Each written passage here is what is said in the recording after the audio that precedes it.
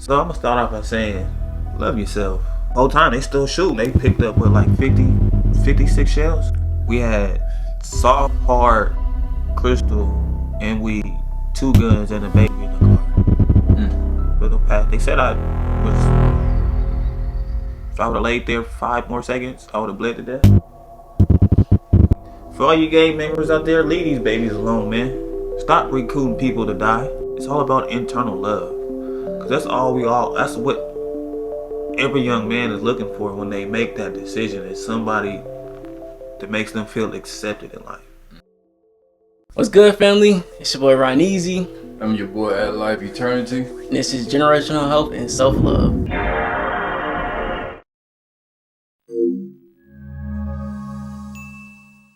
Yes, sir. Now today, we got a little special episode. We got somebody coming on the podcast who is gonna talk about a couple of things, and we're gonna touch a couple of topics, and I think this is gonna be good for not only older group, but the youth as well. And I think I should let you, kind of give them a little idea of what we might be talking about today. Okay, well, we're going to be talking about really just giving a glimpse into someone's life, their upbringing, and the things that they face throughout their lifetime. The different obstacles, the different things that's been in the way. And we're going to talk about the things that happen and the things that we can do to help heal moving forward as well. So please stay tuned in, like, subscribe, and definitely just keep an open mind to what we're saying. And we just always trying to bring something positive to our viewers and things, solving problems, basically. That's what we try to do on this podcast. Yes, sir. And what you hear in today's episode, you might find relatable. You might have experience or know somebody who it does match what we talk about. So share the episode. Make sure you tell your peoples about it. And without further ado, let's introduce our guest, my boy Taji. Hey, what's going on, everybody? Please, what's going on with the people, man? Man, I'm glad we got you here. I know you got a nice little background story to let the people know. Oh yeah, but it's been a lot. Yeah, first and foremost, just tell them who you are, and where you from. My name is Taji, from Fresno, California. Out there, I'm known as King Lee. From the West Side, Edison to the highway. That's the old me though, but I'm gonna let you guys know who I used to be. Okay. And then I think the first thing we could touch on is how you was raised, like the household, like mom, dad, or like how was your upbringing, coming up? Honestly, my upbringing as a kid, I stayed with my mom first, and it was just a wild life. She was young herself. She was about 17, 18 when she had me, and I'm the second child. So, you feel me? She was still ripping around in the streets, doing her thing. So, it was always the man first, sort of say, in the household. And my older brother was the spoiled one. I was the child that, you look like your daddy. So, I got the shit in the stick, excuse my language. But, you feel me? It was rough. And then, when I moved to my dad's house, I was the stepson. You feel me? His wife already had 2 kids. Then I came in and they had a daughter. You feel me? So it was just to sum that up. My sister said I wasn't her brother because I don't have the same last name. That was the type of household it was. Like my brother can go ask for money from his mama, get it, and I go ask for my dad, and he'd be like, hell no. Which in turn made me jump off the porch to get my own shoes, to get my own money and stuff like that. So how old was you when you went to your dad's? I was about 13, 14. And were you still living in Fresno at the time? Yeah, this is Fresno. I moved from my mom was on the north side and my dad was on the west side. So prior to you going there, prior to you moving to your dad's, did you see your dad often? No, not as often. Not that often, no. So so would you not seeing him often and then you going to stay with him? How was that? Like, did you feel comfortable? I expected more than what I got. Okay. Say it that way. Because as a young man, you're looking for your father figure. My mom was the type to badmouth or talk about my dad what he wasn't doing, so I just thought she was keeping him from me. The whole time now growing up, I know that was wrong, and I had to see who he was for myself. Yeah. So she didn't talk bad about him? No, not at all. That's good. So that way she gave you a chance to have your own experience without prejudging him prior to you spending that time with him. So you got to see on your own, and then you got to form your own opinion of him and not let nobody else do it for you. Yeah. And That's fine. also, I got a question. If you know or could explain, because I know me, I don't know how Fresno is or how it was. You know, the environment, the area, and Fresno. Where in Fresno? I mean, Fresno. What? Fresno, California. Yeah, Fresno, California. Like, is there like a certain? You're right by the bay, basically. Yeah. It's So the Bay Area. so Fresno's the model on the city when you come in this city says welcome to Fresno, California's biggest little city. Mm-hmm. We're one of the smallest towns in California. So what Fresno mostly produces is chicken, grapes, those jalapeno peppers, the Fresno peppers that come out of there. So it's a bunch of agricultural land and farms. Oh, okay. So it's a bunch of Latinos, blacks, and whites, and even to this day, it's still heavily racist.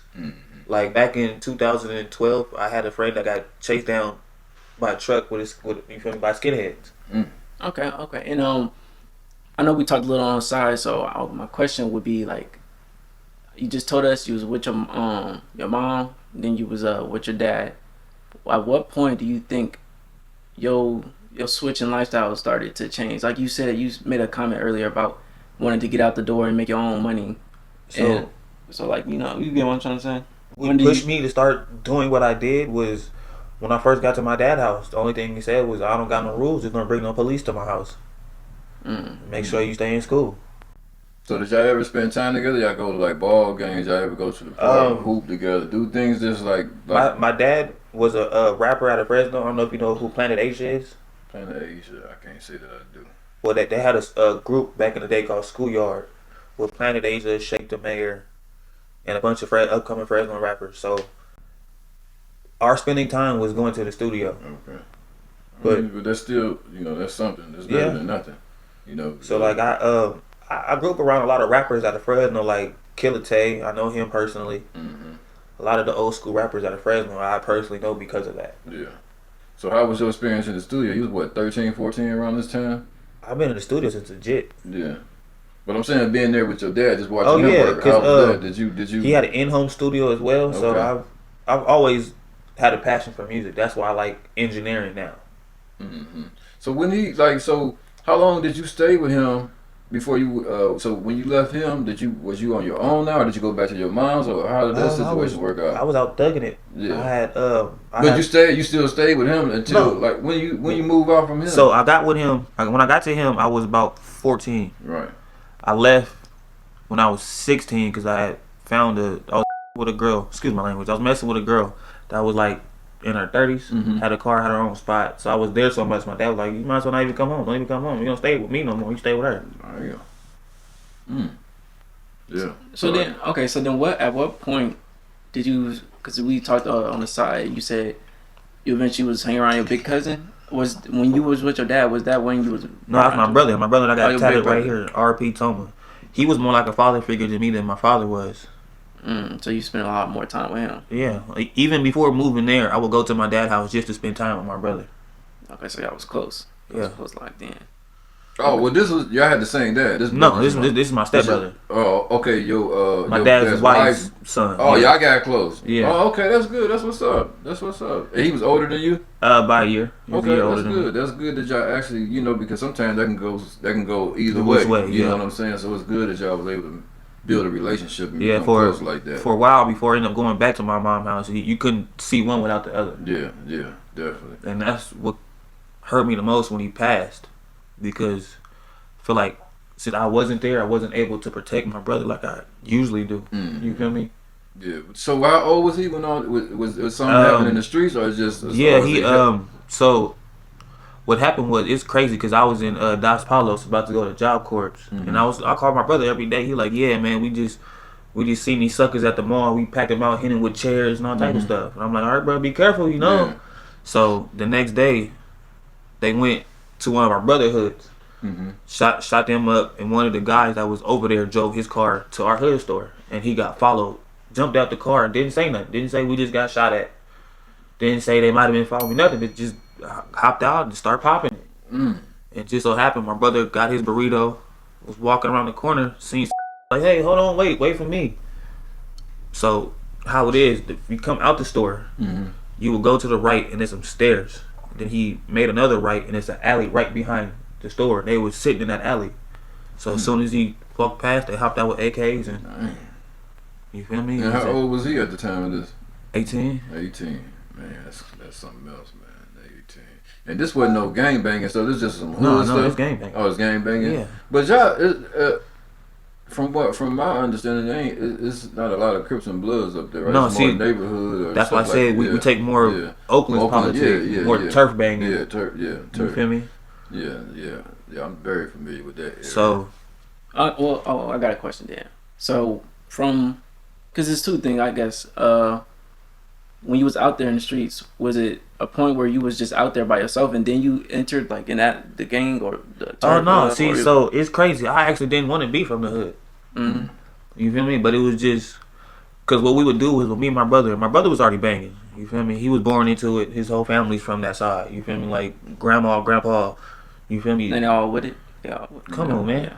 Family thing. It's family ties. Like grandma house is the block. Like the block, the corner house on the block is grandma house. Right.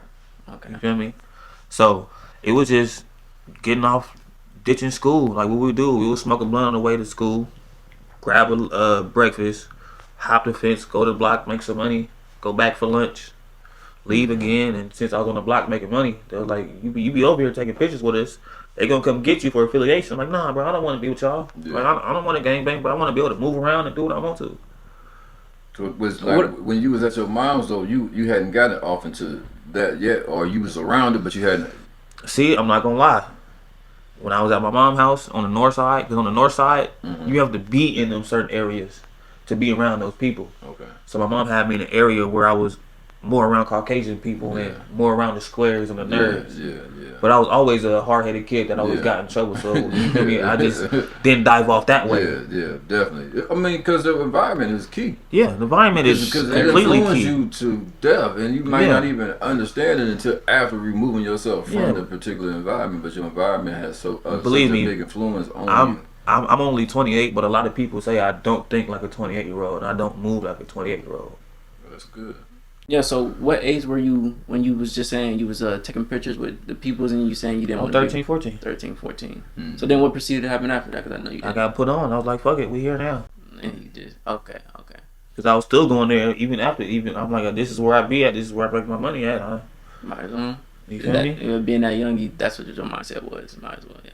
Now, let me ask you something too. Like, when that happened to your brother, did your relationship with his mother change at all? Drastically. Did y'all get? Drastically. I would think that because she probably would lean towards you. No. Oh no, it got worse. Yeah. To me, I felt the disconnect. Really? I would think that y'all would have, after losing the son and then having you and knowing how close y'all two were, that would break. Because what I feel like.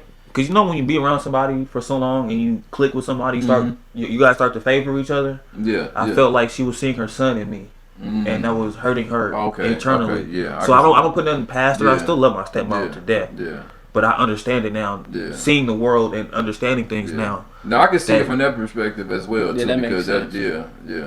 That's and seeing somebody who favors your son and you want your son, but it's not your son. Yeah. Dang, that's But I am her son. But I know exactly what it's you mean. different when it's your blood, and you feel me. And the tragic way that he passed too. Yeah, that don't help neither. Now and it doesn't help either that 6 months after that I got shot up. Wow. In the same area? Well, it was a mile down the street, but the same year. Yeah, that's the same area. Yeah, miles. Well, not a mile. It was like 4 miles. Okay. Remember I told you I got dropped off and I was like, why? Yeah, we're going to get to that later, y'all. Yeah, but let me go back. No, go ahead. No, go ahead, son. No, so when you first was, started this lifestyle, how was it? Like in your mindset back then, it was fun. Getting the money. It was fun. We was getting money. We had, you feel me? We had a little group of thoughts that stayed around us. You feel me? We would go steal bottles from Rite Aid. We had a bunch of bandos. We would just go kick it in, get drunk, slap box, and make sure everybody's hands was right. Making money. You feel me? It was a fun time. It's a life that feels like this is what you're supposed to be doing. Yeah. It seems like this. It's normal, and that's the thing about the inner city, the communities like that. That type of lifestyle is normal. Yeah. You think it's normal. You think that's just how that's just how it go. That's just how life's supposed to be lived until you remove yourself and you be like, Yeah, because you This gotta is think about it. yeah. My cousins and my uncles are the ones that influence us to do the shit that we doing. Right. Yeah. Right. Yeah. So that's just like it's a contaminated mindset. Yeah. Yeah, I guess it's kind of like you being consumed by the environment because you know nothing else. Remember how I told you people in California are bred for certain things? Oh yeah, yeah. That's what I meant by that. Yeah. We were bred for doing unspeakable things. What we talked about. Yeah. You feel me? That's why certain people say, like on the 50 Cent movie, Not to Get Rich, the other one, Bulletproof, is it one where he was an assassin? I don't know which one that was. But remember how the dude said people fall in love with the money, the bitches, or the action? I feel like I remember that saying. It sounded familiar. We were only bred for the action. Yeah. Right. Okay. So that's what everybody in Fresno is in love with, the action. All right. Not looking past that, I guess. Right. That comes first. So throughout the lifestyle, were you ever incarcerated? Yeah. And it's crazy. When I got locked up, it wasn't even my fault. Wow. So right, we had this little lick, little 420 lick. When Prop 215 passed, get some weed delivered to you, blah blah blah. You can fill up that bread. You feel me? So we had just did that. You feel me? Sold a QP. Went and bought some other stuff. Started bagging that up. And that's when we have this little cul-de-sac we call the backyard. So I passed my gun off to the homie. He go do block patrol. And the undercovers in Fresno they drive unmarked cars and they drive crazy. Like they'll stop and act like they finna do something on purpose. So they did that to him and he whipped out on Main Street. And they took off and he hit the little church, hit the wall. And they already knew where he was going. So he came to us. We was sitting there bagging stuff up. You feel me? As soon as he got there, boys pulled up. He threw the gun by my foot. Oh man, that's cold blooded right there. So we had soft, hard, crystal, and weed, 2 guns and a baby in the car. That wasn't looking too good. Yeah. Nah. And he threw the gun by you. So now you what? They take you to city or county? I went to county. I did 6 months because it was my first gun charge. I had a good public defender. Yeah. It's you might get 1 or 2. Yeah. I just happened to get that one. Yeah, sometimes you get a good You feel one. me? So I didn't get charged with the dope. I didn't get charged with the child endangerment. Luckily, the gun we had wasn't stolen. So all I got hit with was unregistered firearm. Okay, that's good. And then at the same time they chased him. They wasn't chasing you. So it's like, But I know what you're saying, but still, the gun situation. He y'all brought that chasing to him? us. Yeah. So but us being in that area of known gang members on our street with other known gang members, so how is Fresno County Jail? Is it rough or is it just? we got our own floor. Oh, okay. What you mean by that? My side with my homies, like the gangs that are clicked up with my side, we have our own. Oh, they separate you guys. Yeah. Okay, to keep all that violence. Yeah. So so it's 2 jails. It's North Jail, which is pod living, and Main Jail, which is basically like the pen cells. Okay. So I've never hit Main Jail because I only been in jail once, and I ain't get caught for the stuff I was doing in there. That's So good though. That's something to brag about. How old was you? I had just turned 18. Okay. I had just turned 18. Then I had turned 19, got out, and then a few months after that, I got shot. But before we get to the shot part, I want to ask you: as you on your way to the county jail, as you on your way to jail, you in the police car, did any level of fear settle in? Like, was you like, damn, I don't know what to expect. It's my first time going to jail. Okay, so look, Fresno was ghetto. Yeah. All 4 of us that went to jail was all in the back of the same police car. Dang, I mean, they'll never do that. Yeah. So right, we in there playing. Oh yeah, so y'all ain't even think. So look, what I did, I went to the little thing. I'm like, hey officer, I tell you who gun it is. He said, who gun? These nuts. y'all was in. So we was playing. Like, you feel me? So it's the way of life. Yeah, definitely. Because the one thing in Fresno that when you're in that lifestyle that we stress, you have to be comfortable with your 2 options: jail or the ground. Yeah. So once you get comfortable with that, you don't care. Yeah. You're right. You definitely right. So going through all these different things and then coming home from the county after doing 6 months, and now you say, can we talk about the incident when you got shot? How all that happened? Yeah, it was so I got out for like a month. I was just I was blacked out. You Mm-hmm. feel me? I know what I did, but it's certain things that people had to tell me that I did. Mm-hmm. So I managed to rack up a little 5,000 on my head Mm-hmm. during that time, about a month and a half, maybe two. So and I'm messing with this girl from that messes with the other side, Mm-hmm. but she a hoe. You feel me? I'm fresh out of jail. This is what her niggas do. I Yeah. want somebody that's gonna give me what I need. She got a car, she got a spot, she got money rolling in. Right. So you feel me? I'm over her house. Them niggas know they start writing on her windows and stuff that nigga all type of stuff. So one night, On her car windows? you know, Or okay. I was say that. Then you went to the house. not on her car windows when I Yeah. wasn't there when she was driving around and shit. So one day it's like I say by the time it was like 12 o'clock, it was a little block party I went to with her and my homie, and she like, I got this money move in the morning. I want to go to the hotel, get some sleep. Mm-hmm. I'm like, okay, hold on. I'm trying to figure out where the homie gonna go because he ain't got no car, ain't got nowhere to go. I don't want to leave him out here, Mm-hmm. and we not even in our hood. Right.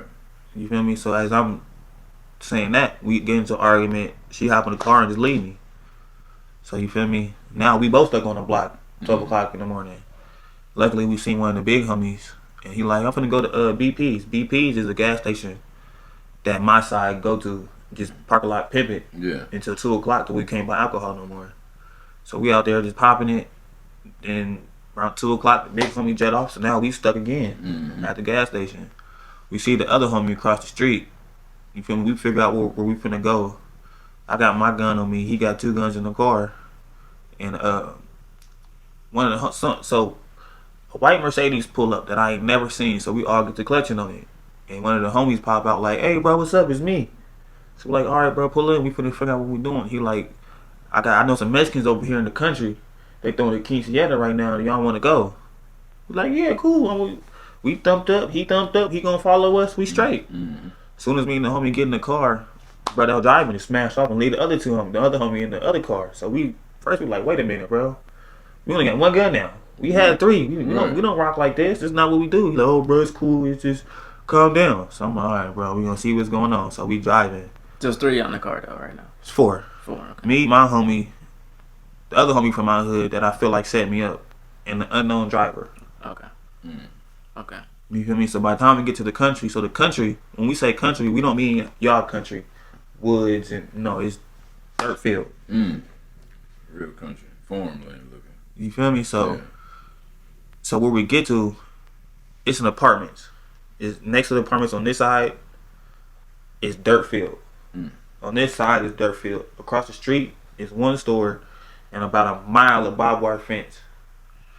So when we get to the front of the apartments, driving this way, he talking about he trying to sell a gun.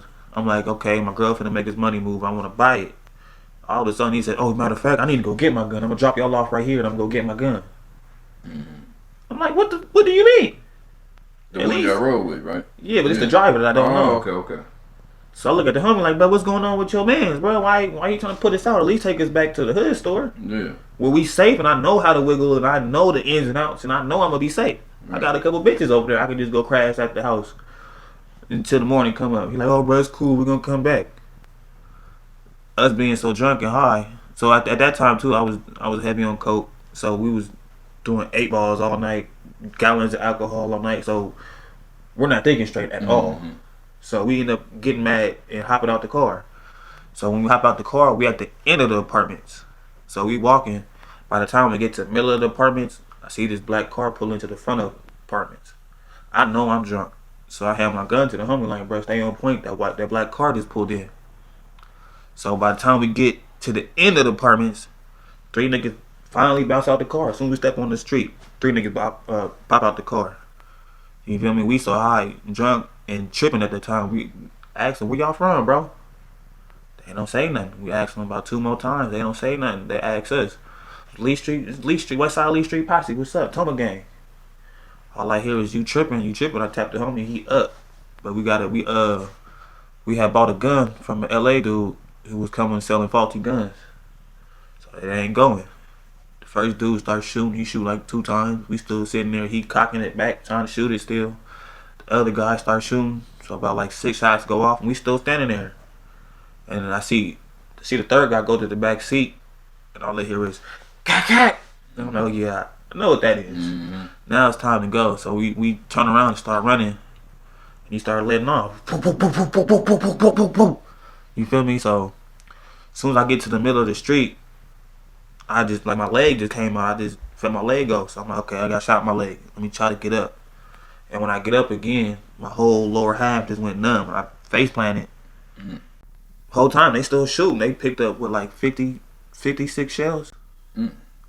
So while as I'm army crawling across the street to the mile of barbed wire fence, and they sitting in the dirt, so I have nowhere to go. And they still shooting. I see the homie just running. I'm like, oh shit, he left me. So now I'm crawling by myself. You feel me? Trying to get there, and they stop shooting. Somehow I get the feeling back in my legs. I jump up. As soon as I hit the sidewalk, I jump up and start hobbling like a mile down the street. As soon as I got to the little intersection, they pulled back on me and dropped their window. And I just let go, and I just fell on my face. And I'm like, yeah, this is what my candle's gonna be. This kid's gonna get up in the morning and see a dead body. It is what it is. Mm-hmm. You feel me? And then a voice in my head said, it's not your time, get up. And I opened my eyes, jumped up, ran to the first house, knocked on their door. It was like, I'm shot. They turned on the light until they stooped. They see I'm bloody, like, okay, hold on, sit down, we gonna call the police. I sit in a little white plastic chair, pass out again, fall on my face again. Next thing I know, I just see a bright light in my face. In my head, I'm like, oh yeah, I'm gone. And I hear, do you know where you at? Are you okay? What happened? I'm like, oh shit, I got shot down there. They're like, we just, I hear them talking, the cops saying, we got somebody running over here. I'm like, that's my homie, don't do nothing, he cool. He was the one shooting. Then I went back to the hospital. They said if I would have laid there 5 more seconds, I would have bled to death. So, what the bullet did, I got hit in my leg. What's that bone in the back of your leg right here? I don't know the name of it. But... Tendon or something like that. No, the actual, because you got your shin and then the bone in the back. We're gonna call it the bone in the back. So, the bullet went through the bone in the back and broke that bone when I got hit and I fell.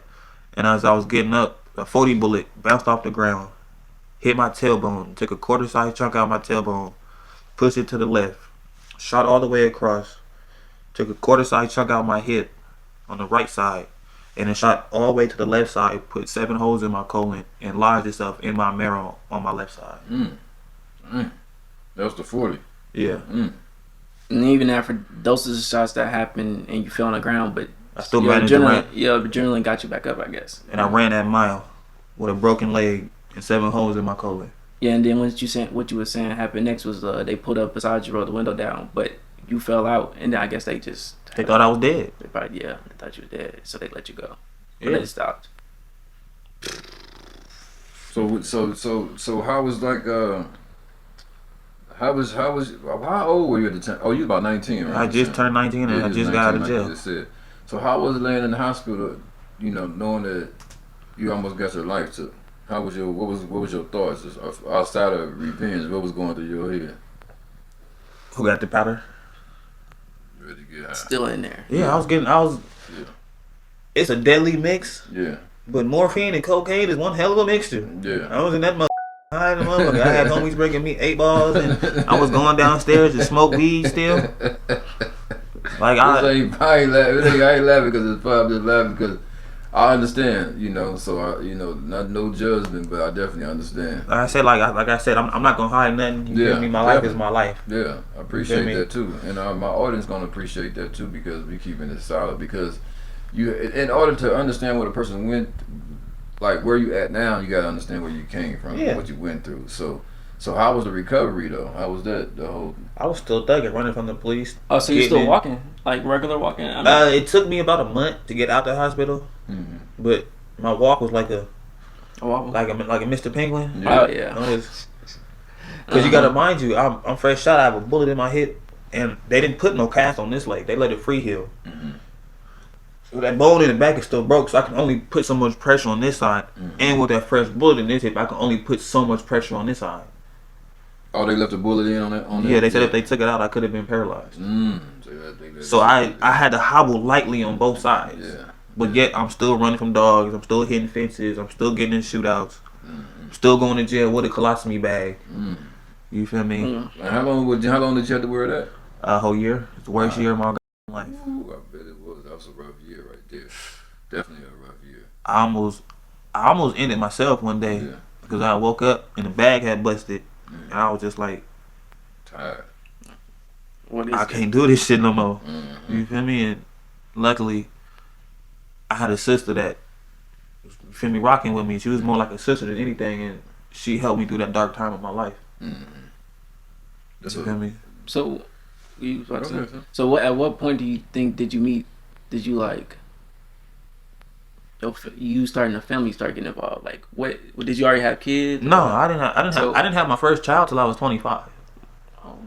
So is it something that happened to some, or was it like? So what led to you once to start to make a change in your life? So what was the spark in my mind to do something different? Yeah. Cause look, I went to the hood store to get food in my hospital gown with the IV in my arm, and we all got that dope fiend OG that cleaned up the hood store.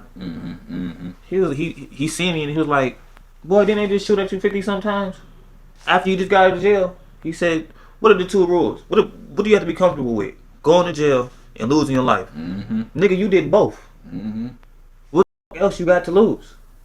Why are you still doing this? You lost. You were a loser." And that really sparked I was like, this nigga right. Yeah, that's fact. He right. Yeah. Luckily, I didn't get sent up the road for them drugs, the pistols, and the child. I could have been sent up the fucking road. Yeah. Plus, gang enhancement on top of all of that. Yeah, definitely. So I could have been sent up the road for a minute, or I could have not got up. Yeah, could have died right there. And that sparked something in my brain to start trying to look to do better. Did you have outside? Did you have anybody like? You ain't had no. Did you have any male role models or anything that helped you learn along the journey, or did you have to pretty much do most of it on your own? I had to figure it out by myself. If it didn't have nothing to do with gangbanging, I didn't have no help. Yeah. Even though I was staying with my dad, but so after I got shot and I got out with the colostomy bag, I went and spent some time in Vegas with my dad. But you feel me? I still had staples in my stomach, riding a moped to work with a colostomy bag. So how was your relationship now? Did it get better at this point, or it was just pretty much the same? I mean, honestly, right now, before I moved out here, I was sleeping in my car in front of a gas station, and he got 2 empty rooms in his house. That should sum up our relationship. But he'll call me to come do a powder sack with me or get drunk with me, but wouldn't let me stay at his house. Oh yeah, he should have never called you for that though. Definitely, but that's and he's still in Vegas. Yeah, right now he's doing truck driving. Oh okay. And so what led you to Georgia? What made you come to the area? My mom is out here. Okay. And after I got my colostomy bag off, my dad was getting kicked out his house because he wasn't, you feel me, making enough money. So he said, "I can't help you no more. Only thing I can do is either get you a ticket back to Fresno, or I can give you a couple dollars and send you on your way." So I called my mama like, I need to come out there.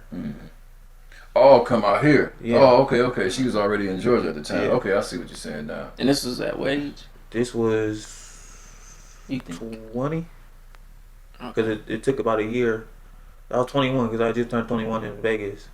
And I had my little hoe bitch come from Fresno to Vegas to spend it with me. Okay, so then you moved down here. Yeah. And so because I didn't want to go back to Fresno. Yeah, because you would have been in that same cycle basically. You feel me? So what's the since you've been here, is it a difference? I know it is, but what's the difference you see here versus the West Coast? Because even living in Vegas, I had a few altercations with my enemies. Yeah. So like one altercation was the sister I said that helped me get through that dark time. Her nephew is my little homie. So we ride around. We stop at the store by her house, and I'm playing one of my homies' music. I bounced out the car, Mm-hmm. and the dude like, "Hey, bro, where you from?" Like, "I'm from California, bro. We in Vegas. What you mean?" Yeah. He like, "Oh, it's North Side. Whoop de whoop whoop." I know what it is. I'm like, "All right, bro," and pushed past him. Went in the Yeah. store, came out the store, went to my car, went back in the car. I'm me like, so that's one thing about me. This is why I got on you like that. Because if nigga try to show alpha like he an alpha, I want to see just how bad you is. I see you clutching. You know me. Apparently you know me. You hear who I'm playing. So I'm gonna walk past you again, walk past you again. Oh, he ain't do nothing. All right, now we gone. Right. So when I left, he walked up on my sister with a gun with a 30 stick on it. Like, You ain't want that to that? your sister? Yeah, like ain't that nigga whoop whoop whoop whoop whoop? She was like, you ain't do nothing. So I come back with my. Now I'm bending block looking for him. Back in that cycle. And this in Vegas. Yeah. Yeah, back in that same cycle. Because Vegas still got It's a too close. California feel to it. It still got this. It's West Coast. I mean, pretty much all the West Coast it has a lot of similarities. Even though you got a different lifestyle, there's still a lot of similarities. It's the same little city mindset in Yeah. a bigger city. Yeah, definitely. So how long you been in Georgia though? You been here for how long? This time Yeah. about 5 months. 5 months. Okay. And how long was you here prior to this time? Had you stayed for like years or at any point, or just months at a time? Probably no longer than a year. Oh, okay, okay. Do you plan on staying, or are you going back to the West Coast? Like, what's the? See, I was planning on it because I moved my family out here, Mm-hmm. but some stuff had happened and my mom sent my kids away. So honestly, this is too far for me to be away from my kids. I've never been more than a 15-minute drive away. Mm-hmm. So right now, this is killing me because she's out truck driving, my kids are gone, so now I'm in a house by myself. Mm-hmm. Going crazy, kind of. You feel Yeah. like you're going crazy. But before we even get into that, I want to go back to like when you first met the woman who carries your kids. You know, like how that even started. Was that down in Georgia, or does that? No, that was in Vegas. That was crazy shit. It's a crazy story to how y'all met. Yeah, cause how we met, I was still going back and forth to Fresno, and I had two girls in one relationship.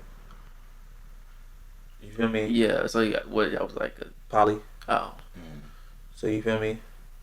And I was going to Vegas, and one of my partners from Fresno had moved there, so I went to his house. He was staying with like his dad's homegirl, and I ended up getting head from one of the cousins.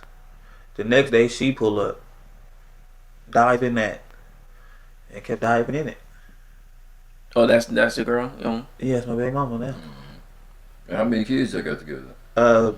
Together we got two and one on the way, but she has two prior to me, so we have about 5 kids. Okay. So that's and so. So now she's back in. She in Fresno? Or No, she's in Vegas. She in Vegas. She's from okay. LA. She's not from okay. Fresno. Okay, she's from LA. Okay, so the plan is for you to go, or do you think they're gonna come back? Which one? She don't want to come back because she doesn't like staying in the house. She likes to actually work for her own money as well. Yeah. So being out here, we would either have to, I would have to make enough to be able to pay for babysitting until she can get a good job. But I think the cost of living is better down here, though, right? I know it's better than Vegas. I know it's better than Cali for sure. It's about the same as Vegas, honestly. That's okay. Cause we had about a 2-bedroom for $1,200 Oh, that, before we moved out here. About the same 2-bedroom downtown, maybe even more than that. But so like what? So like you got five altogether, one on the way. No, four right now. Four one on the way. and one on the way. That makes the 5. Okay, so you about to have 5. 28, and y'all around the same age or? She 25. Okay, so what's your like? Have you planned everything out moving forward? Like, what's your goal? Because the only reason I'm asking is because if you don't have any plans, maybe networking with people can help get you to where you're trying to be as well. Even if you decide to stay down here, maybe you can find a better paying job. Maybe you can find the support that you need to help you bring your family down here, because they do offer different things. Yeah, like, but honestly, she don't want to be down here because she too far from her family. Oh, okay. So that was her first time moving away from her family. Yep. Oh, okay. I feel you on that. Then that's mom and all that type of stuff. Yeah, and she got more help down there, probably. Yeah. Sister, little nieces and nephews, and So then you going back there then. That's what that sounds like then. Then you on your way back there. But like what you I'm gonna do once you get there? so I can do what I was doing because I was doing environmental services. Okay. So I was Okay. doing carpet cleaning for the hotels on the strip, Okay. making about $19 an hour. Oh, okay. Definitely. Definitely. That's good. And That's so pretty you good. going and so right now, she's staying with her mom or something like that. Her auntie, Her auntie. yeah. Yeah, But that's right good. now she's in the process of looking for an apartment right now. Okay. But as far as me right now, I'm just trying to stack up everything so I can drive my car out there. I want to have enough for gas, and just in case I do need to stop at a mechanic, I want to make sure I have that money for that. Mm-hmm. So what do you got any? Do you got any like trades or anything like that, or you just somebody that's willing to work and gonna work or whatever? Um, Carpet cleaning, Yeah. mold removal, asbestos removal, Oh. and then also Chris is going to show me. He's going to mentor me in roofing Okay. in these next couple months as well. Well, you Oh. got you all them all skills. Everything you just named is something to get paid for. Something to make good money, especially Yeah, I asbestos. believe me. I've hit every environmental services out here, but they've Yeah. never got back to me. Probably because when It's, they called me to ask me what I was getting paid, and they don't want to match that. yeah, and then sometimes down here and like other places, it's all about who you know too. Yeah, Because sometimes people will get you a job and pass somebody up who probably be more qualified for the job just because they know you and they trying to help you out. So I know I've seen that a lot down here where people will help other people get jobs. So maybe that has something to do with it as well. yeah. But Well, Yeah. I also just to go back a little bit, because I didn't ask you this, but was there any type of emotion or feeling when you had your first kid, or you thought like was that like something like a moment Well, for you, or what do you think? it was something I was yearning for because when I moved out here the first time, hmm that's the date on my face right here. It's my son's birth / death day. Mm. My girl had a stillbirth, mm so ever since then I've been wanting a family. yeah, definitely. So when that happened, I felt fulfilled, Yeah. and I had something to live for. When you had your first, My first daughter, yeah, Yeah, I had a reason to live. right. and you think that that's one of the main benefactors in what started your change. That's the concrete, solid truth why I will never go back now. It's for that little girl. hmm Yeah, because I think people who are in the lifestyle that true really both of y'all have, because y'all stories real similar when I think about when we talked about the things that happen in certain ways, but I think people forget how much they impact the future, or like what outcomes they make. Because if my dad did certain things in his past, he wouldn't be here, then I wouldn't be here, then I would have never met everybody in my vicinity, or it would just be so different.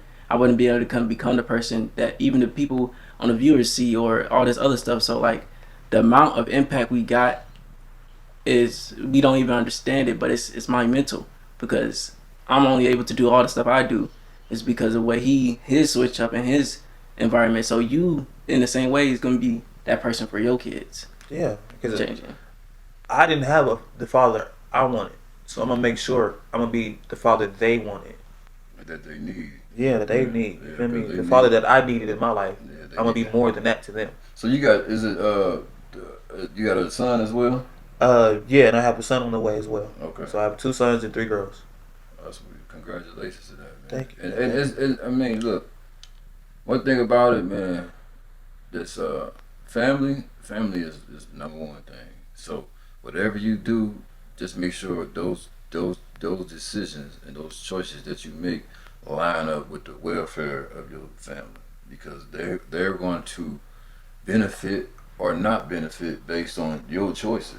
So you the head of the household, you the king of the house. So they gonna be looking for daddy to come through. So and sometimes it could be a lot of pressure. Sometimes you can feel like, dang, it's a lot. But at the end of the day, those things are there to test you. Those things are gonna. It's like a mental exercise. It's like you going to the gym. You can't build your body up if you don't go to the gym. You can't build your body up if you ain't on them weights. You know what I'm saying? So You told him I've been missing gym day. Yeah, that's why he was up in here the other day working out. But yeah. You told him I've been missing gym day. Nah. But you can't miss the mental. You can't miss the life gym. You know what I'm saying? That Yeah. gym never closed. You know what I'm saying? So them babies gonna always be looking for you. They're gonna look for you to come through all the time. And even if you can't come through, sometimes it's okay. That's just, you know what I'm saying? Don't never put yourself down if it's something that you can't come through for them for, because at the end of the day, your presence being there and in the house that's coming through all the time. You know what I'm saying? So material things, okay, you know, sometimes you won't get that, but love, you're gonna always have that. That's unconditional. So just always just give them that, man. That's the only thing you really can do. I want you, before we close up out of here, I just want you to spend some time like talking to the audience, almost as if not only like you're talking to your children, but also talking to people who may be right now going through similar stuff that you went through growing up.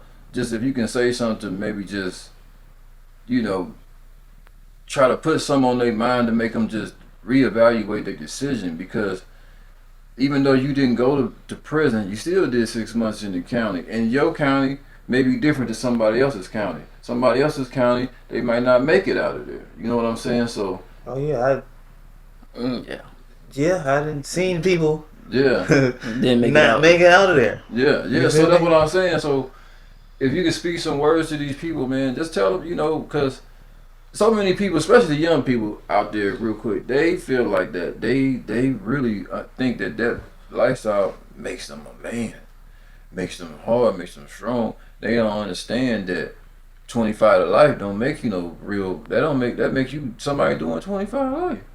Yeah, you know. Believe me, after a couple of years, people stop putting money on your books. People stop answering calls. After 6 months, my girl damn near left me and stopped putting money on my books. And you people change. Yeah. People You grow. thought that girl, she said she was gonna wait for you, but then by the time you get out, she even got 4 kids, then got married. Not only that, you could lose your parents in there. Yeah. You could lose people close to you, your brothers and sisters. Like, life moves on, regardless if you in penitentiary, regardless how you feel and what you thought. If life don't care about none of that. So I'm gonna start off by saying, love yourself. Don't go run into the block because you don't feel love at home. It's all about internal love, cause that's what every young man is looking for when they make that decision. Is somebody that makes them feel accepted in life. You need to accept yourself and love yourself before anything. Before you can ever love your kids, before you can love your woman or anything, you need to love yourself. And all of that is just not worth it. It's like I said, if you're not comfortable with dying or spending the rest of your life in jail, it's not for you. And if you are comfortable with that, you don't love yourself at all. And that's something that you need to go talk to somebody about. There's some things that people do need to talk. People need to normalize venting in the right way to the right ear. It's not okay to hold it in. I held in so much stuff for the longest that I would do stuff to make me mad just so I can go do some more stuff. It's not about that. And being a man is not about going to go slide, getting high on the block all day, towing a gun. You don't need to tow the gun. You can leave it at home. What are you doing that you need to tow the gun? It just makes no sense to me no more. It's not worth it to me no more. Find something that you feel like is worth living for, and stop using everything for a reason to die.